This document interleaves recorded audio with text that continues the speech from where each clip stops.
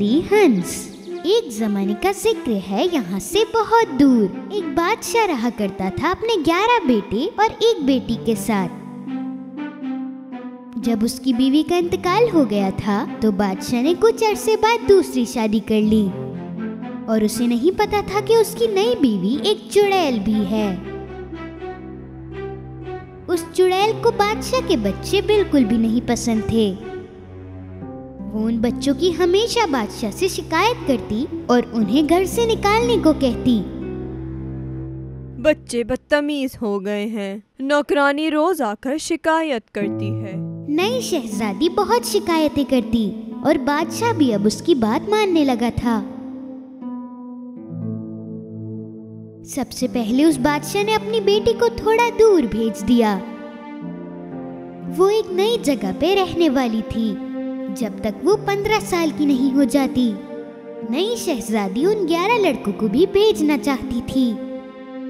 क्योंकि वो बहुत छोटे थे इसीलिए बादशाह ने मना कर दिया। शहजादी ने उन्हें एक कमरे में बंद कर दिया। एक रात शहजादी उनके कमरे में आई और अपनी जादुई छड़ी घुमाते ही उसने उन सब को हंस में बदल दिया। फिर उसने खिड़की खोल दी और वहां से चली गई। लड़के जो कि अब जंगली हंस थे खिड़की से बाहर चले गए। बहुत साल गुजरने के बाद अब लड़की 15 साल की हो गई थी और उसी दिन वो महल में वापस चली गई। जब वो अपने वालिद का इंतजार कर रही थी उसकी सौतेली माँ ने उसे देख लिया। जब शहजादी ने देखा कि वो कितनी खूबसूरत हो गई है तो वो उसे देखकर बहुत जलने लगी।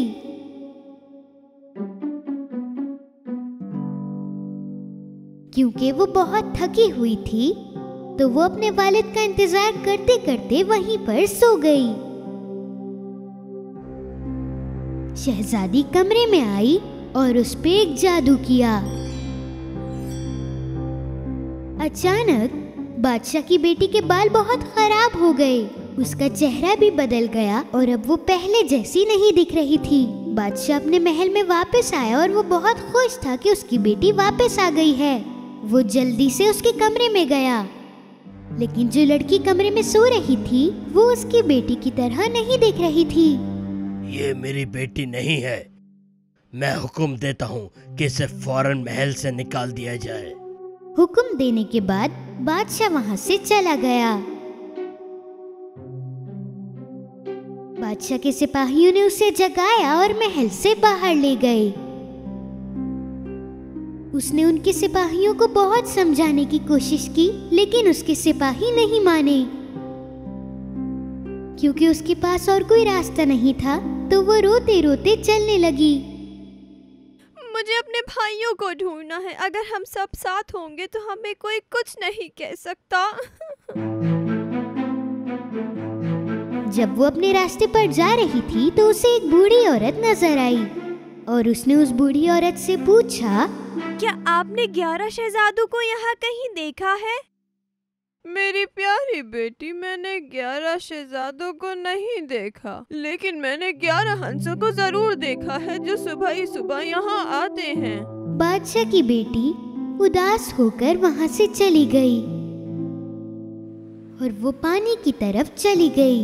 जब सूरज डूब रहा था तो 11 जंगली हंस वहाँ पर आए जिसके बारे में बूढ़ी औरत बात कर रही थी। और जैसे ही सूरज डूबा वो 11 जंगली हंस 11 खूबसूरत शहजादों में बदल गए। बादशाह की बेटी ये देखकर बहुत हैरान हुई। वो अपने भाइयों को फौरन पहचान गई और उनकी तरफ भागने लगी। वो भागते भागते बिल्कुल वैसी हो गई जैसे वो पहले थी और उसके भाई भी उसे फौरन पहचान गए। खुशी के साथ उन्होंने एक दूसरे को गले लगाया। मलका का जादू अब टूट चुका था बहन भाइयों के प्यार की वजह से।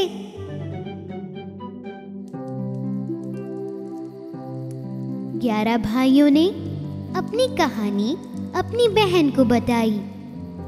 वो इंसान सिर्फ रात को बन सकते हैं और दिन में वो सारे दोबारा जंगली हंस में बदल जाते हैं। और अब दोपहर होने ही वाली थी तो उन्होंने ये फैसला किया कि वो उसे अपने साथ लेकर जाएंगे।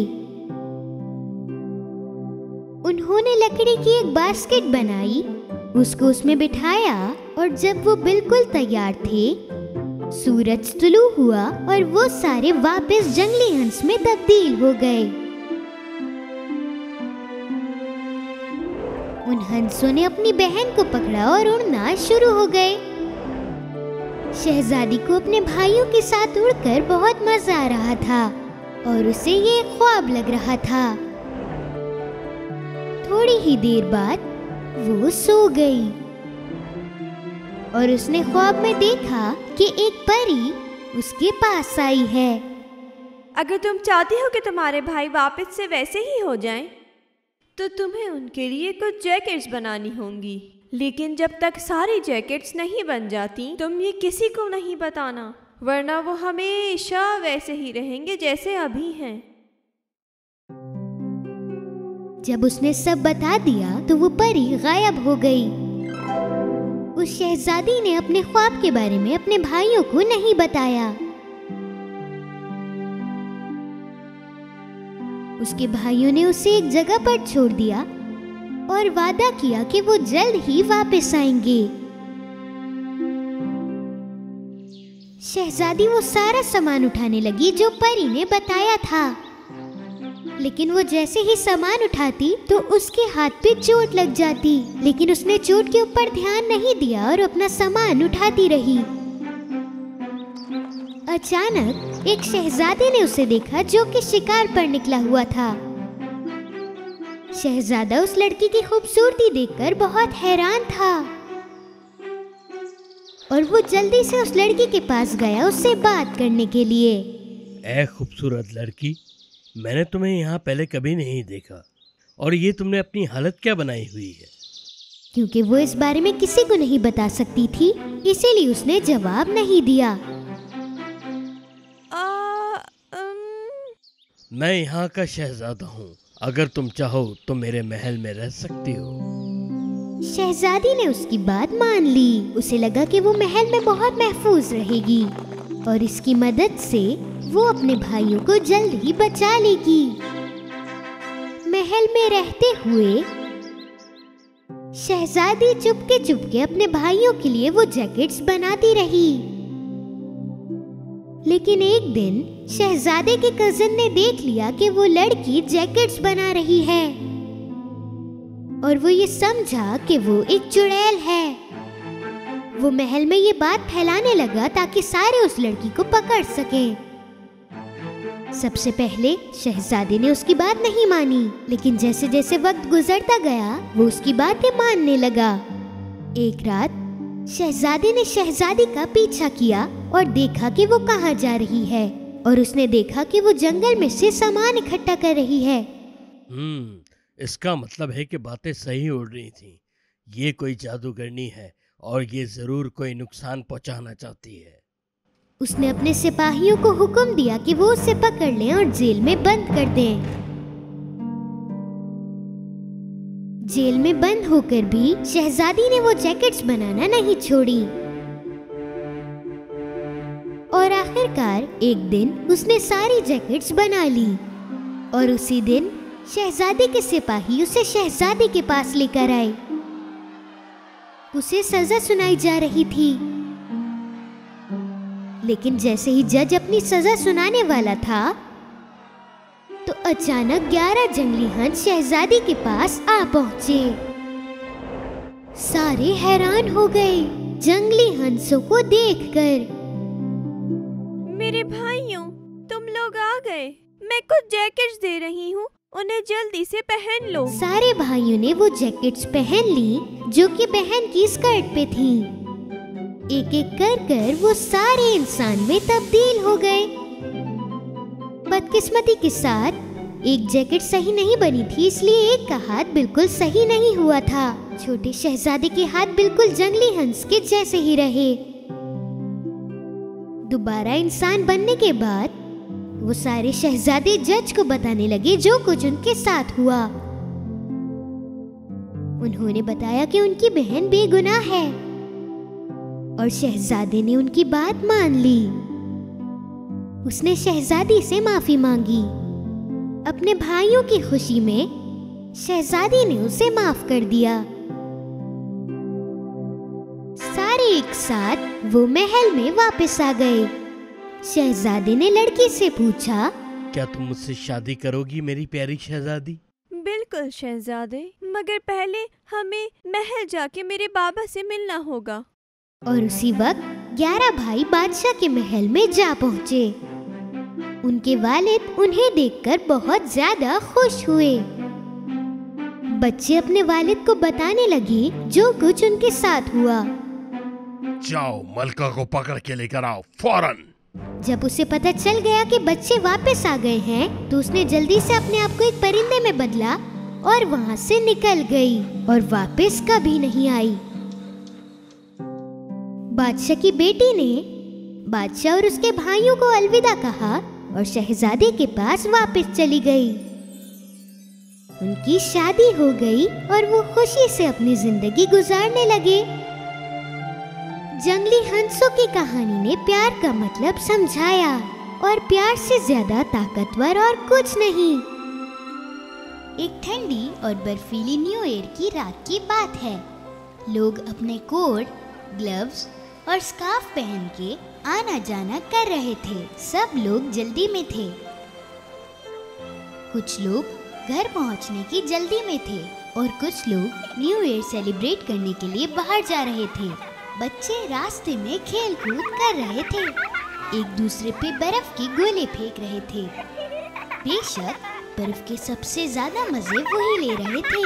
उनकी हंसी ने माहौल को खुशगवार कर दिया था। लेकिन रास्ते पर एक लड़की थी जो खेलने वाले बच्चों से अलग थी। ये लड़की बाकी बच्चों को सिर्फ खेलते हुए देख रही थी। उसके पास दूसरों की तरह हैट नहीं थी। उसके पास कपड़े भी हल्के थे और फटे हुए भी थे और उसकी चप्पल भी उसकी अपनी नहीं थी और बहुत बड़ी थी। उसके हाथ में एक डब्बा था। वो सर्दी में कांप रही थी। उसने देखा ही नहीं कि एक गाड़ी उसकी तरफ आ रही है। ए बच्ची, रोड के साइड में खड़ी रहो वरना एक्सीडेंट हो जाएगा। वो लड़की जल्दी से फुटपाथ पर भागी। भागते हुए उसकी चप्पल निकल गई। वो फुटपाथ पर पहुंची और मुड़ के देखा तो उसने देखा कि एक लड़का उसकी चप्पल लेकर भाग रहा है। वो चिल्लाई और उसके पीछे भागने लगी, पर वो लड़का जल्दी से भाग गया। मजबूरी में वो बगैर चप्पलों के एक दीवार के पास जाके खड़ी हो गई। उसने अपना बड़ा सा डब्बा नीचे रखा। वो माचिस की डिब्बियों से भरे बॉक्स को देख रही थी। सर्दी से उसकी आंखें नम हो गई थीं। ये है हमारी लिटिल मैच गर्ल। पर उस दिन वो एक भी माचिस की डिब्बियां नहीं बेच पाई। अगर वो कुछ माचिस की डिब्बियां बेचकर थोड़ी कमाई कर ले तो घर जाके अपनी माँ के साथ वो गरम खाना खा सकती थी। तभी वो चिल्लाने लगी, माचिस, माचिस, कोई ले लो एक डिब्बिया माचिस। किसी ने उससे एक डिब्बी भी माचिस नहीं खरीदी तो वो अपनी जगह बैठ गई। उसकी उंगलियां ठंड में दर्द करने लगी। उससे अब दर्द सहा नहीं जा रहा था और किसी भी तरह थोड़ी सी गर्मी चाहिए थी। उसने माचिस की डिब्बी से एक तीली निकाली। उसकी उंगलियां सुन पड़ गई थी। बड़ी मुश्किल से उसने तीली पकड़ी। अपने कांपते हाथों से उसने माचिस की तीली दीवार से जलाई और आग की रोशनी ने उसे खुश कर दिया। उसने माचिस की तीली को दोनों हाथों में लिया। अब उसकी उंगलियों को आराम मिला। आग को देखते हुए वो ख्वाब में चली गई। उसने अपने आप को एक जलते हुए चूल्हे के सामने देखा।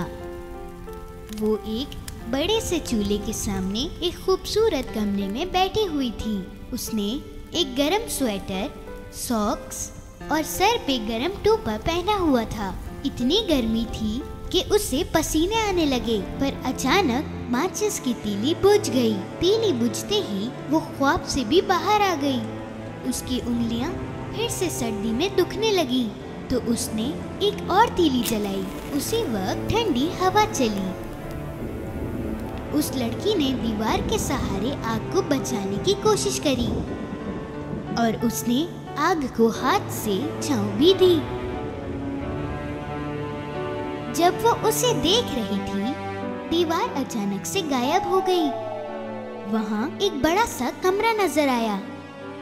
एक सफेद कपड़े से ढकी टेबल पर हर तरह का खाना मौजूद था और उस कमरे में दिन की तरह उजाला हो रहा था। वो टेबल तो देखती रही और देखा कि टेबल के बीच में एक बड़ा सा गोश्त का टुकड़ा रखा हुआ है।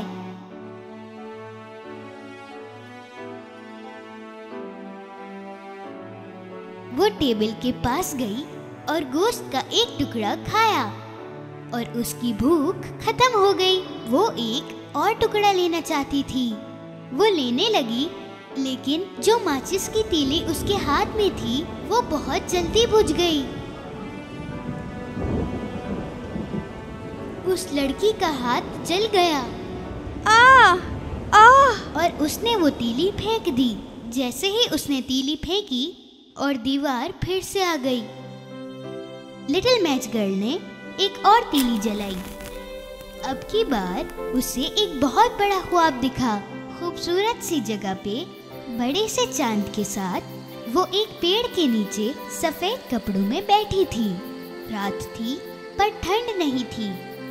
वो तारों को देख के खुश हो रही थी। उसने कभी इतना साफ आसमान और चमकते हुए तारे नहीं देखे थे। फिर अचानक उसे एक टूटता तारा दिखा। उसने दिल में सोचा, एक और हमारे जैसा उड़ गया आसमान की तरफ। उसकी दादी माँ ऐसा कहा करती थी। बिल्कुल उसी वक्त उसने अपनी दादी को वहाँ पे देखा। जब कोई तारा टूटता है, हमेशा कोई और उसकी जगह ले लेता है। इतना कहते ही उसकी दादी माँ वहाँ से गायब हो गईं और लिटिल मैच गर्ल ने उन्हें आवाज लगाई। दादी माँ रुके, मत जाएं, मैंने आपको बहुत मिस किया।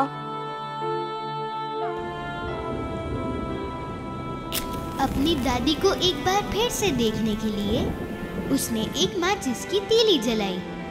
वो भूल गई कि वो सर्दी में कैसे कांप रही थी और फिर से अपना ख्वाब देखने लगी। हर बार जब वो माचिस की तीली जलाती, उसे ऐसा लगता कि वो दादी को देख रही है। उसने एक और तीली जलाई। उसके आसपास दिन जैसा उजाला हो गया।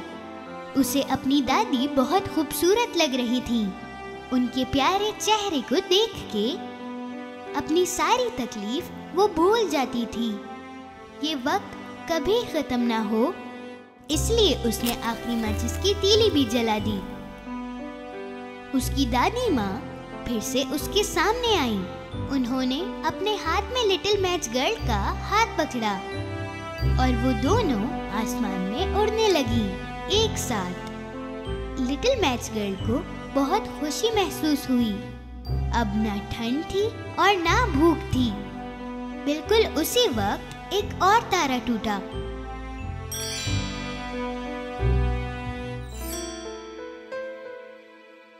सुबह लोग जब रास्ते से गुजर रहे थे, उन्होंने लिटिल मैच गर्ल को दीवार के सहारे लेटा देखा। उसकी आंखें बंद थीं, पर चेहरे पर एक प्यारी सी मुस्कान थी। उसके आसपास बहुत सारी जली हुई तीलियां पड़ी थीं। तीलियां उसके ख्वाबों को रोशन किया। ऐसे ख्वाब जिन्हें कोई भी नहीं देख पाएगा।